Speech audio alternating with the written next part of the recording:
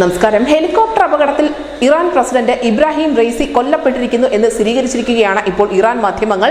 അപകടത്തിൽ ഇറാൻ പ്രസിഡന്റിനോടൊപ്പം വിദേശകാര്യ മന്ത്രി ഉൾപ്പെടെ മരിച്ചിട്ടുണ്ട് എന്നാണ് ഇറാൻ മാധ്യമങ്ങൾ ഇപ്പോൾ റിപ്പോർട്ട് ചെയ്യുന്നത്. ഹെലികോപ്റ്ററിന് സമീപത്ത് നിന്നും മൃതദേഹ അവശിഷ്ടങ്ങൾ ഉൾപ്പെടെ കണ്ടെടുത്തു എന്നുകൂടി ഇറാൻ മാധ്യമങ്ങൾ റിപ്പോർട്ട് ചെയ്യുന്നുണ്ട്.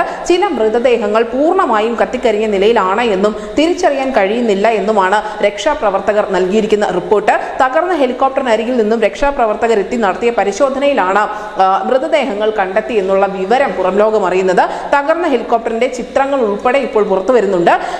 പ്രസിഡന്റ് ഇബ്രാഹിം റൈസി, അതിനോടൊപ്പം വിദേശകാര്യ മന്ത്രിയായ ഹുസൈൻ അമീർ, ഈസ്റ്റേൺ അസർബൈജാന്റെ ഗവർണറായ മലേക് റഹ്മദി, തബ്രിസ് ഇമാം മുഹമ്മദ് അലി അൽഹസം, സഹ പൈലറ്റ്, ക്രൂ ചീഫ്, അതിനോടൊപ്പം സുരക്ഷാ മേധാവി, ബോഡി ഗാർഡ് എന്നിവരാണ് ഈ ഹെലികോപ്റ്റർ അപകടത്തിൽ കൊല്ലപ്പെട്ടിരിക്കുന്നത്. ഇവരെല്ലാവരും മരിച്ചു എന്ന് തന്നെയാണ് ഇറാൻ മാധ്യമങ്ങൾ നൽകുന്ന സ്ഥിരീകരണം. 12 മണിക്കൂറിലധികമായി 40-ലേറെ സംഘങ്ങൾ നടത്തിയ തിരച്ചിലിനൊടുവിലാണ് ഹെലികോപ്റ്റർ കണ്ടെത്താൻ സാധിച്ചത്. സംഭവത്തിന്റെ അപകട സ്ഥലം കണ്ടെത്തിയിട്ടുണ്ട് എന്ന് മൂസി ഗ്രാമത്തിനടുത്താണ് ഹെലികോപ്റ്റർ ഇറക്കിയതെന്നും അന്താരാഷ്ട്ര വാർത്താ ഏജൻസികൾ റിപ്പോർട്ട് ചെയ്തിട്ടുണ്ട്. അസർബൈജാൻ അതിർത്തിക്ക് സമീപം ജോൽഫ നഗരത്തിലാണ് ഈ അപകടം ഉണ്ടായിരിക്കുന്നത്. ടെഹ്റാനിൽ നിന്നും 600 കിലോമീറ്റർ അകലെയാണ് ഈ സ്ഥലമുള്ളത്.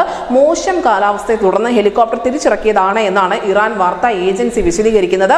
എന്തായാലും പ്രധാനമന്ത്രി നരേന്ദ്രമോദി ഉൾപ്പെടെയുള്ള ദേശീയ തലവന്മാരൊക്കെയും ഇറാൻ പ്രസിഡന്റിന്റെ ഈ വിയോഗത്തിൽ, അപ്രതീക്ഷിതമായി ഉണ്ടായിരിക്കുന്ന ഈ വിയോഗത്തിൽ അനുശോചനം അറിയിച്ചിട്ടുണ്ട്. മാത്രമല്ല, അന്വേഷണവും ഇറാൻ ഇതിനോടൊപ്പം തന്നെ സമാന്തരമായി ആരംഭിച്ചു കഴിഞ്ഞു. ഇത് വെറും ഒരു അപകടമാണോ, അതല്ല പിന്നിൽ എന്തെങ്കിലും തരത്തിലുള്ള അട്ടിമറി ഉണ്ടോ, അങ്ങനെയുള്ള സാധ്യതകൾ ഉൾപ്പെടെ പരിശോധിച്ച് വരികയാണ്. നമുക്കറിയാം, ഇറാൻ മറ്റ് ചില വമ്പൻ രാജ്യങ്ങളുമായിട്ടുള്ള ചില പ്രശ്നങ്ങൾ വളരെ രൂക്ഷമായ അവസ്ഥയിൽ നിൽക്കുന്ന ഒരു സമയം കൂടിയാണ്. പ്രത്യേകിച്ചും ഹമാസിന്റെ പേരിൽ അമേരിക്ക ഉൾപ്പെടെ ഇറാന് ഉപരോധം ഏർപ്പെടുത്തിയിട്ടുണ്ട്.